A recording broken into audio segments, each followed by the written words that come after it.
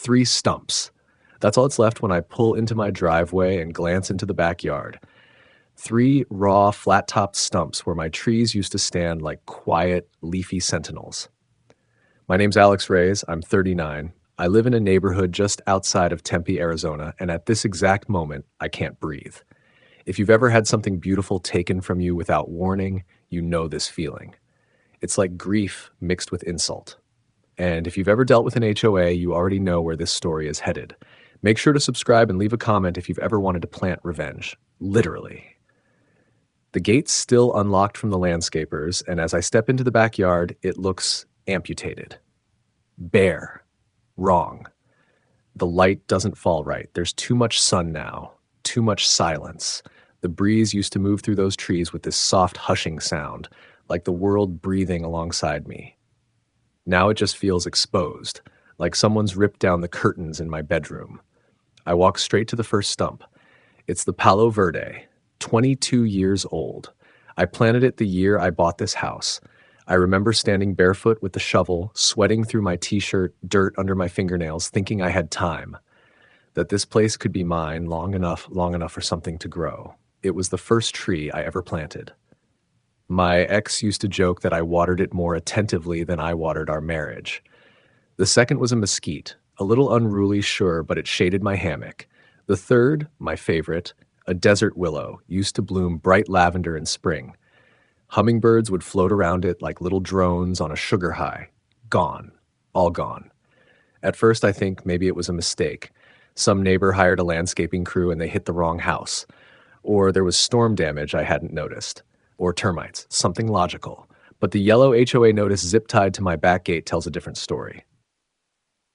Vegetation removal in compliance with Article 6.7. Trees within 10 feet of shared property lines must be trimmed or removed to prevent overgrowth and root encroachment. Action completed per board authorization. No further response required. No further response required? You walk into someone's yard with chainsaws and take out 3 living things and leave a note like you dropped off a pizza? I call the number listed. Voicemail, of course. The next morning, I'm at the HOA office by 8:57, parked outside their strip mall unit wedged between a tax prep place and a vape shop. Inside, it smells like stale coffee and plastic blinds. A woman with long red nails and a permanent frown looks up from her screen like I've interrupted something sacred. I'm here about my trees, I say. She tilts her head. Address? 1028 Sparrow Ridge. She clacks keys, frowns deeper. Yes. That property was inspected on the 14th, and landscaping was carried out on the 17th. Everything's documented. You should have received a notice. I didn't. They were healthy. They weren't even close to anyone else's property line, she shrugs. That would be a matter for the board. You can submit a grievance request for the next monthly meeting. So they can cut down my trees without warning, but I need to fill out a form to complain? More shrugging. It's in the bylaws. The way she says it, the bylaws. You'd think she was quoting scripture. I imagine an ancient scroll somewhere that says, "Thou shalt not let thine shade exceed 9 feet from thy property." She slides a lime green form across the counter. I stare at it like it's radioactive. Is there anyone else I can talk to? I ask. The board president, Miss Cheryl McAdams, is currently unavailable. You can leave a message. Of course it's a Cheryl. There's always a Cheryl. Somewhere out there is a factory that manufactures Cheryls and installs them directly into HOA positions with a clipboard and an iron will. I leave without filling out the form. Something in me has already cracked. That weekend, I keep expecting to wake up and see the trees back in place, like it was all a bizarre dream. But it's not. Every morning I wake up to sunlight blasting through my bedroom window, a harsh reminder that the world no longer filters gently. I try to let it go. I do. I even tell myself, they're just trees. But then I remember. They were mine. I didn't need permission to grow them. I didn't sign over my sense of home when I signed the HOA contract 16 years ago. And yet here I am, in a neighborhood that looks like freedom but acts like a gated institution. Everywhere I look, there are signs of control. Grass trimmed to an exact inch, mailbox colors dictated by a 6-page guide, a neighbor who got fined $50 because her trash bin stayed at the curb until 11:45 a.m., and now me, penalized by subtraction. I go online, dig into the HOA rules. Article 6.7 is vague. There's wiggle room. It says may be removed if root encroachment is evident or imminent. What does that even mean? Imminent. To whom? A psychic landscaper? I print every page, highlight paragraphs, start a file. I reach out to 2 other neighbors who've had minor disputes with the HOA before. One had a rose bush they were told to remove because it was not architecturally harmonious. The other got fined for a flagpole. I never thought they'd go as far as cutting down trees, one of them says. That's messed up.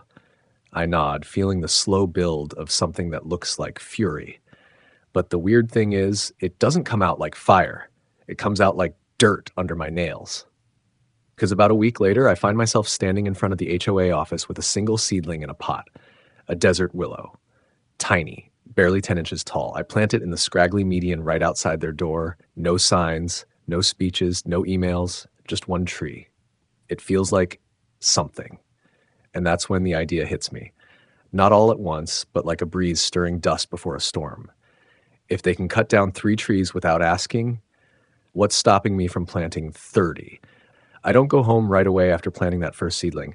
I just sit in my car in the HOA office parking lot, engine off, windows cracked, watching the breeze rustle the tiny leaves. It's not much, just a baby tree and a patch of dirt. But something about it makes me feel like I've taken back a sliver of control. The next day, it's still there.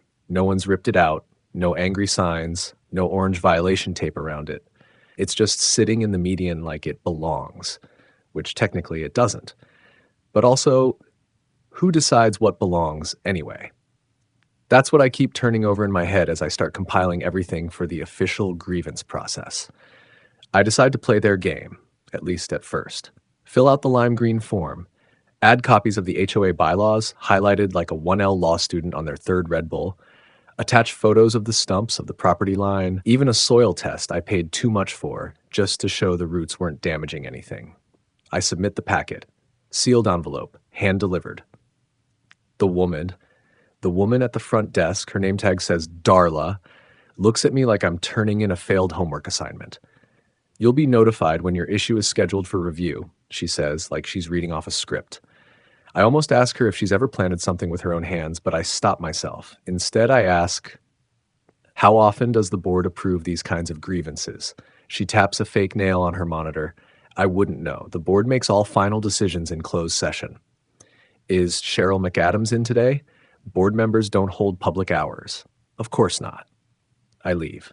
Again, this time feeling less like a homeowner and more like a kid being sent back to the waiting room. Weeks pass. No word. Meanwhile, the first seedling keeps growing. It leans slightly toward the sun like it's trying to escape. I check on it every couple of days, watering it from a discreet bottle I keep in my trunk. I even clear out the weeds near it and pile a little ring of rocks around the base, just enough to make it look intentional, like love disguised as landscaping. Still no email, no call, no apology, not even a rubber-stamped form letter. I call the HOA office again and again. The line rings. Voicemail. Leave a message and someone will return your call within 72 business hours. It's been 3 weeks. That's a lot of business hours. When the next monthly board meeting is finally posted, I circle it in red on my fridge calendar like it's a court date. I show up early. Dress shirt, slacks, the works. I've got a binder under my arm and a resolve in my chest like I'm going to war. Only when I get there, it's not a war. It's a beige room full of bored people pretending to listen. About 12 of us sit in fold-out chairs. The board sits behind a long plastic table, plastic water bottles in front of them like props. Cheryl McAdams is exactly what I pictured. 60-ish, tight bun, pastel cardigan, and the dead-eyed confidence of someone who's never had to question their authority. She speaks like she's narrating a documentary about paint drying. When it's time for public comment, I stand. My heart's pounding harder than I want it to, which is stupid. I'm a grown man with a mortgage. But there's something weirdly intimidating about standing in front of people who have the power to fine you for letting your trash can sit out too long. My name is Alex Reyes, I begin, and I'm here because 3 mature, healthy trees were cut down from my backyard without my knowledge or consent. I've submitted a formal grievance and included extensive documentation to show that the removal was unjustified under the existing bylaws. Cheryl doesn't blink. We received your grievance packet. The action was taken in accordance with Article 6.7. I take a breath. Article 6.7 says removal is allowed only in cases of root encroachment or hazard. There was no evidence of either. It's the board's position that preemptive removal was necessary to prevent future issues. Preemptive. That word hits me like a slap. So we're cutting down trees now based on what might happen? There's a rustle of interest from the room. A man in a golf shirt raises his eyebrows. Cheryl's smile is practiced. The board is empowered to act in the interest of preserving property values and preventing disputes between neighbors. This was a proactive measure. That wasn't your call to make, I say, voice steady. Those trees were on my land. You didn't ask, you didn't notify, you just took. Cheryl's eyes narrow just slightly. Your grievance has been reviewed. The board's decision is final. That's it. No vote, no discussion, no accountability, just a rubber stamp in the slow grinding gears of bureaucracy swallowing anything inconvenient. I sit down. I feel like I've lost something more than trees. Control, agency, dignity. But as I glance around the room, I see a few people looking at me differently now. Not like I'm crazy, but like I might be right. A man named Dennis approaches me in the parking lot afterward. Late 50s, lawn care dad energy. He keeps his voice low, like we're doing something illicit. I remember those trees, he says. They were nice. Gave shade to the whole backside of your house. Why would they take them out? I shrug. Because they could. Dennis rubs his chin. They've been getting pushier lately. My wife got a warning for putting up a pride flag in June. Said it was unapproved signage. I nod. Sounds about right. He leans in a little. That little tree by the office, was that you? I smile. Might have been. He chuckles. You thinking what I'm thinking? I'm thinking about roots, I say, and how they tend to spread. Later that week, a second sapling appears in the dirt strip outside the HOA building. Not mine. This one's an ironwood. Tough, slow growing, but it'll get there. I see Dennis driving off with an empty planter in his truck bed. By the end of the month, there are 4 trees, all different species, all planted without permission. No signs, no explanation, just quiet resistance growing 1 inch at a time. And the HOA? Still silent. But silence doesn't mean victory. Sometimes it's just the calm before a storm. And I'm starting to feel ready for it. The 5th tree shows up on a Tuesday morning. I don't know who planted it. I just know it wasn't me or Dennis. It's a sapling, Texas ebony. I think it right at the far edge of the office strip, near the faded no unauthorized planting sign someone duct taped to a post. The irony makes me laugh out loud as I walk past with my morning coffee. That's when I realize something important. This isn't just my protest anymore. It's spreading. Like roots underground, unseen, but everywhere. People I've never met start waving to me when I'm out front. One woman, Becca, single mom of 3, lives 2 streets down, stops me on my sidewalk. You're the tree guy, right? She says. I almost laugh. I guess I am. Well, thanks. They fined me last year for unapproved mulch color. Like, it was mulch. How do you get that wrong? She shakes her head, then grins. Anyway, I helped with the 6th tree. I blink. There's a 6th? Went in last night behind the office near the loading zone. This is getting wild. I drive by that evening, and sure enough, there it is, a baby sycamore in a tight ring of gravel. There's even a tiny solar-powered garden light next to it. Someone cared. And apparently, someone has a very specific sense of ambience.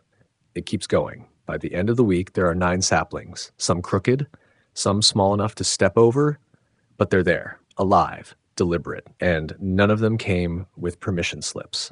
The HOA posts a notice on their office window. Any unauthorized modifications to HOA property will result in fines or legal action. All plants must be pre-approved.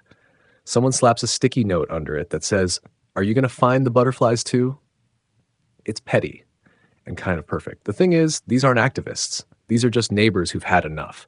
People who've been tiptoeing around invisible lines drawn by invisible hands for years. We've been isolated behind manicured lawns and matching mailbox paint, pretending that obedience equals peace.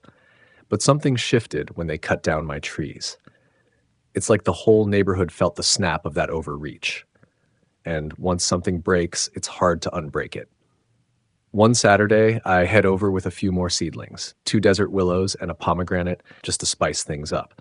As I'm digging into the soil, someone whistles behind me. I turn. It's an older woman with white blonde hair and a navy sun hat.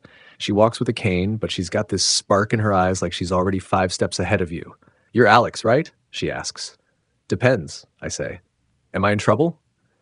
She chuckles. "Name's June. Used to be on the HOA board, back before Cheryl staged her little coup."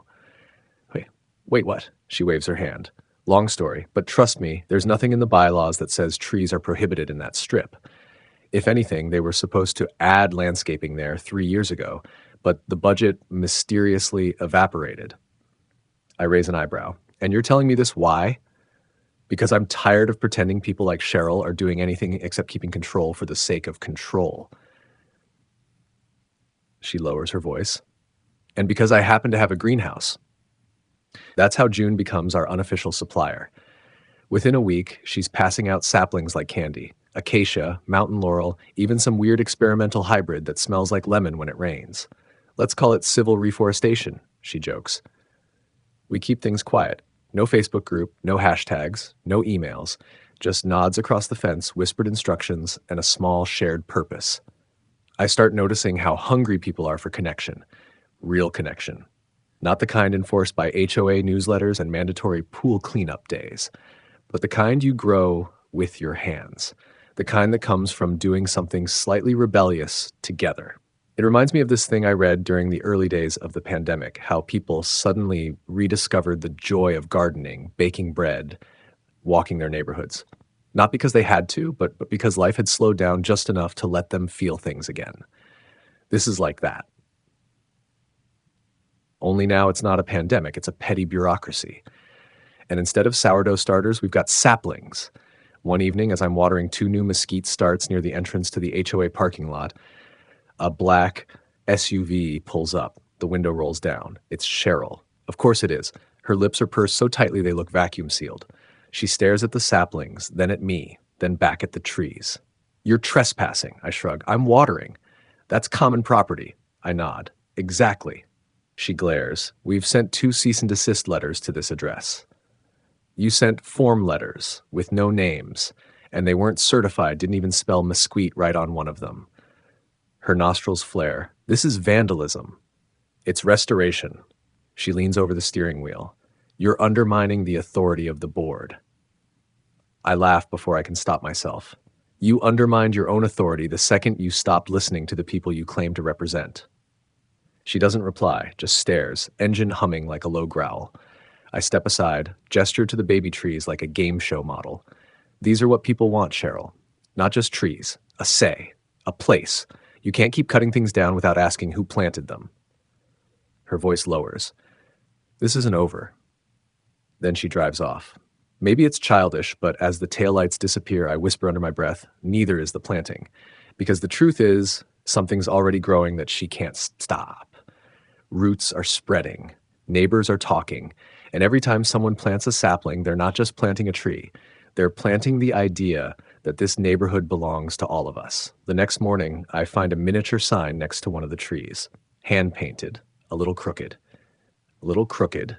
It says, "In memory of the trees we didn't get to say goodbye to." And under that, in smaller letters, "Let this one grow." It hits harder than I expect. Not because it's poetic, but because it's real. Someone else gets it. This isn't just about shade or HOA policies. It's about grief, about having something beautiful taken from you without your voice being heard and deciding to plant beauty back anyway. We're not activists. We're not revolutionaries. We're just tired, and we're not done. I don't remember who planted the fig tree. It appeared overnight, planted low and sturdy just behind the HOA dumpster enclosure, tucked in a spot no one really paid attention to before. But now, somehow, everything feels like it's watching back. Even the dirt seems like it's waiting for something to rise. That weekend, we hit 15 trees. 15. They line the strip along the office parking lot. They stretch behind the dumpsters. They creep toward the faded community bulletin board no one ever uses. Someone even planted 2 shrubs under the "no loitering" sign, like a polite middle finger dressed in green. Every morning, I walk the line like a quiet inspector, checking leaves, brushing away weeds, refilling the tiny shared water buckets we started leaving at each planting site. I've started recognizing the different footprints in the dirt, some small and precise, others heavy-booted. One has a limp, June's. Even the air smells different lately, like soil, like chlorophyll, like potential. Of course, it couldn't last forever. The first official retaliation comes on a Thursday. I pull into the office parking lot and find 3 of the trees gone, dug up, roots hacked, dumped in a pile near the sidewalk like yard waste. One of them, the ironwood Dennis planted, has a broken trunk. Sap leaks from the wound like blood. There's a paper taped to the office door. Trees removed in accordance with property regulations. Do not plant without prior authorization. Fines will be issued. It's signed, not by Cheryl, but by someone named Mark Bishop, the HOA's new property compliance director. I've never even heard of him. That night, I meet with June and Dennis in my garage. The door's open, a box fan running, and I'm pacing between shelves of gardening tools and half-dead bags of soil mix. They escalated, I say. June's lips are pressed tight. We knew they would. They're getting sloppy, Dennis says. That fig tree, it wasn't even on HOA property. It was in the easement by the bus stop. They don't care, I say. They just want to scare us, make an example. June leans on her cane. Let 'em. You don't kill a movement by pruning it. That night, I send an email to the HOA board, not to complain, but to document. I CC every neighbor I know. I include photos, dates, property maps. I even upload a PDF of the city's public planting regulations, which state very clearly that trees planted in designated public easements outside of HOA property boundaries are not under HOA jurisdiction. I hit send. By morning, the email's been forwarded so many times, it reaches people I've never spoken to before. One woman replies with a photo of her 4-year-old daughter holding a tiny shovel. Caption, "She helped with the willow. We're not done."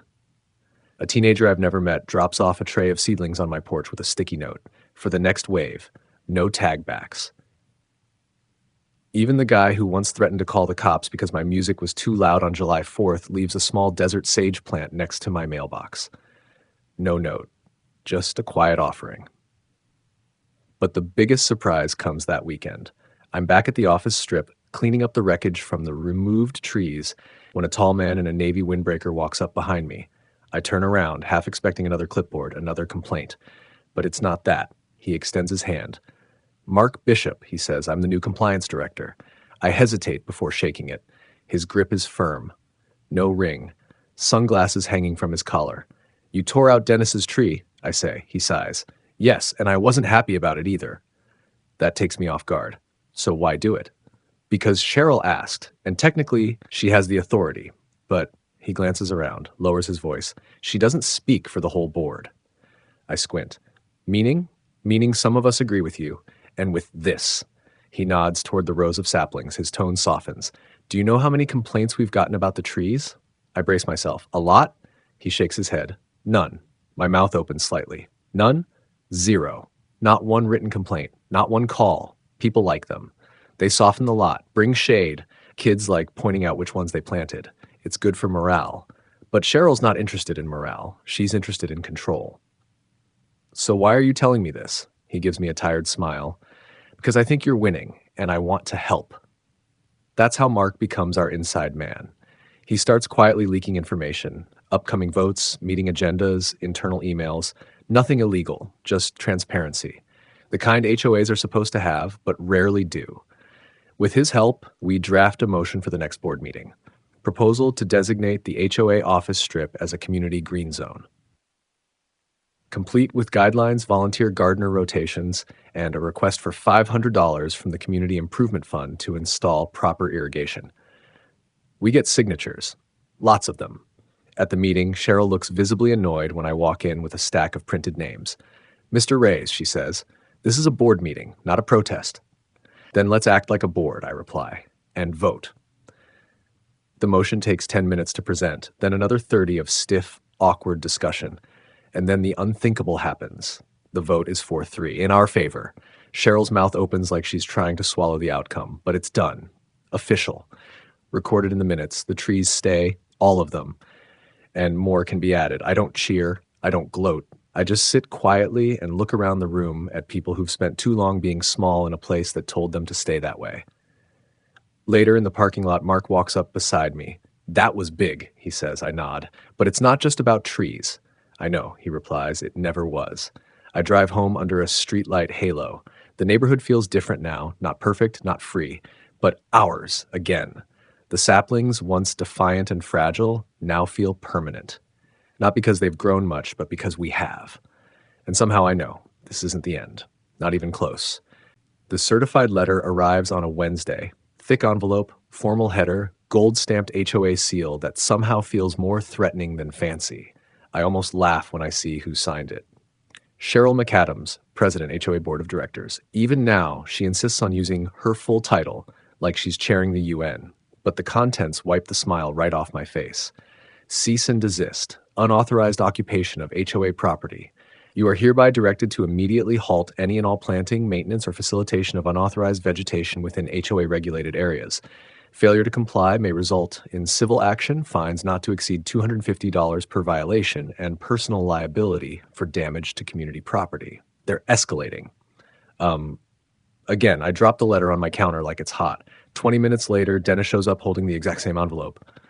So, war it is, he says, deadpan. I nod. It's funny how we thought the vote would end things, that the board would respect democracy and step aside. But power doesn't loosen its grip just because you ask nicely.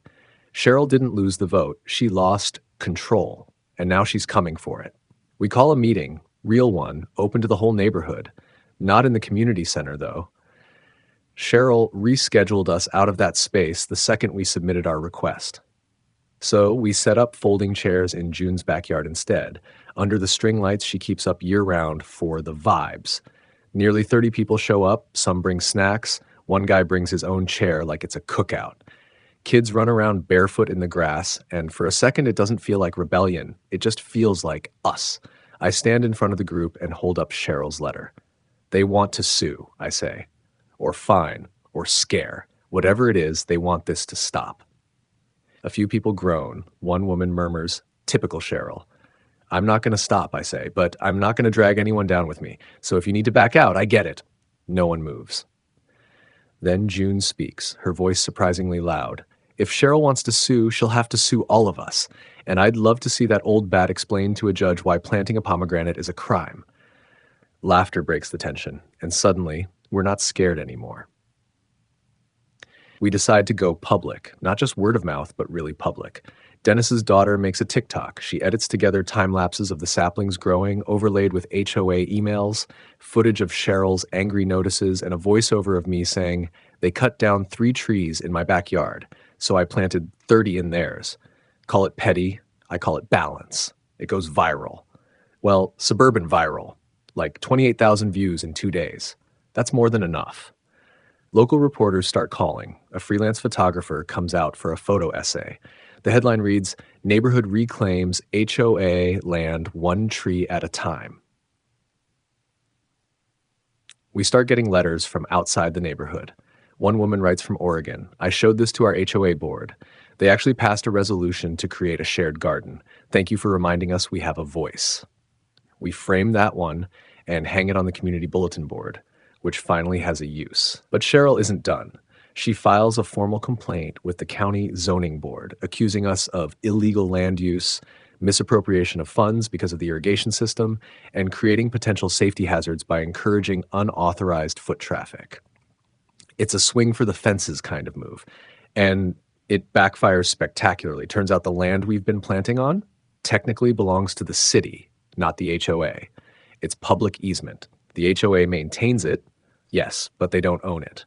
When the zoning board ruling comes down, it's a 1-page summary. No violation found. Activities fall within acceptable parameters of civic engagement and community beautification. Cheryl loses it. At the next board meeting, she stands and reads a 7-minute speech accusing us of mob behavior, moral decay, and, my personal favorite, eco-extremism. Someone in the back coughs Karen under their breath. I try not to smile. Then Mark stands up. Calm, clear, measured. The board does not have the legal authority to restrict planting in public easements. Furthermore, the community has spoken, repeatedly, loudly. If we want to rebuild trust, we need to listen, not litigate.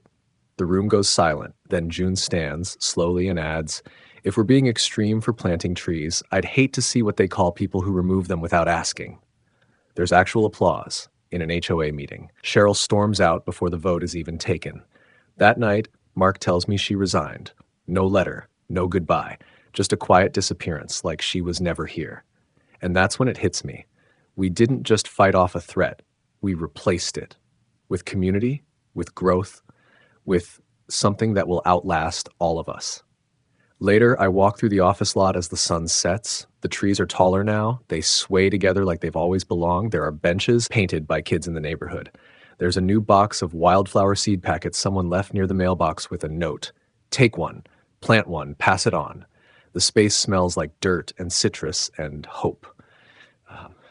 I pass the original tree, the very first one I planted after they cut mine down. The desert willow. It's over 6 feet now, blooming. A hummingbird darts between the blossoms, hovering in place like a tiny, shimmering promise. And I realize the forest isn't something I created. It's something we remembered we were allowed to grow. And we're just getting started. The first time someone called it the People's Grove, I thought they were joking. It was a kid, maybe 11, maybe younger, riding by on a beat-up scooter with a juice box in one hand. He stopped near the line of flowering trees and shouted to his friend, "Race you to the grove."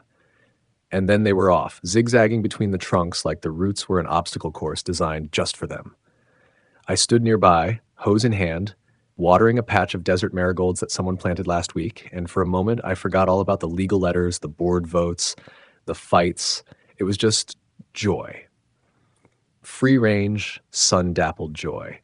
It's been 6 months since Cheryl resigned, 6 months since the last cease and desist, 6 months since I looked out at that scarred patch of stumps in my backyard and decided that silence wasn't enough. And now, there are 37 trees, 28 shrubs. Over 100 native plants, most labeled with hand-painted tags made by local kids. One reads, "Pollinators welcome." Another says, "Shh, the bees are busy." There's even a little footpath made of recycled bricks winding through the grove. People bring their dogs. Some sit and read. One neighbor holds early morning yoga classes every Sunday under the biggest Palo Verde, and honestly, I've thought about joining. It feels like we turned an act of control into a public invitation. We made something no one owns, yet everyone claims. At night, solar lanterns light the path. The hum of cicadas mixes with laughter, and every once in a while, someone new will walk by, pause, and say something like, "I didn't even know this was allowed." That's when I tell them it wasn't. Not at first, but we planted anyway. Of course, it wasn't all kumbaya. Cheryl didn't disappear entirely, at least not at first. A few months after her resignation, she tried to rally a splinter group. They called themselves the Orderly Homeowners Initiative, which sounded less like a neighborhood committee and more like the subtitle of a dystopian novel. They circulated a flyer that warned the grove could lower property values and invite rodents. Rodents. I guess squirrels count now. But nothing came of it. Even some of her former allies had peeled away. Too many families were involved. Too many faces had lit up seeing their saplings take root. And let's be honest, once the city newsletter picked up the story and dubbed it a model for eco-forward civic action, Cheryl was officially outnumbered. Mark tells me she's since moved to a gated community, one town over. Strict bylaws. No public planting. She'll be happier there, he says. I don't disagree. But it's funny, she was never the real enemy. The real enemy was the idea that things can't change. That control is always more powerful than care. That order means more than people. And maybe that's why this whole thing still sticks with people, because deep down, we're all kind of waiting for permission to care about something out loud. One Saturday morning, I'm in the grove refilling the mulch around a young ironwood when I hear footsteps behind me. I turn. It's Becca, the single mom who helped plant the willow. She's holding a clipboard. "Don't panic," she says. "It's not HOA paperwork." I smirk. "What is it?" She hands it to me. It's a petition.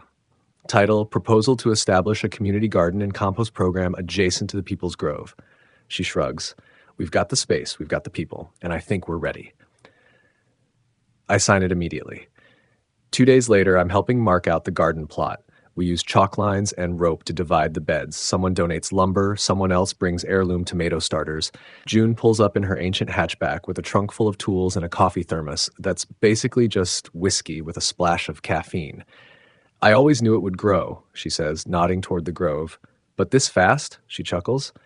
Roots are funny like that. You don't see them, but they're always doing the real work. I think about that a lot. How everything that matters starts underground. The grief I felt when those trees were taken, that was real. But so was the quiet conviction that followed. The ache, the small, stubborn refusal to let it end there.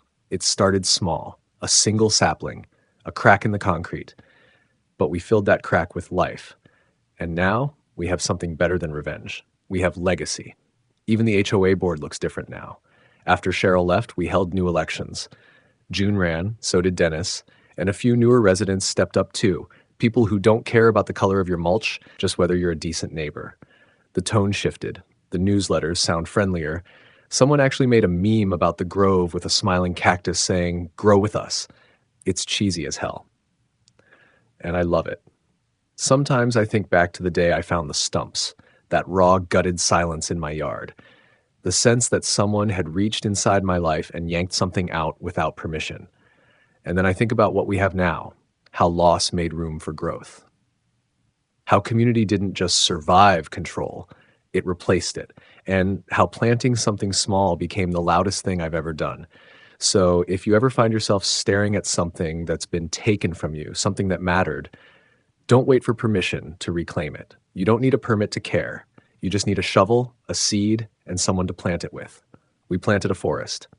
And in the process, we found each other. So yeah, if you're ever in Tempe, swing by. You'll know the place when you see it. It's the one with the shade, the sunflowers, and the sign at the edge of the grove. It says, "Welcome. This land belongs to no one and everyone."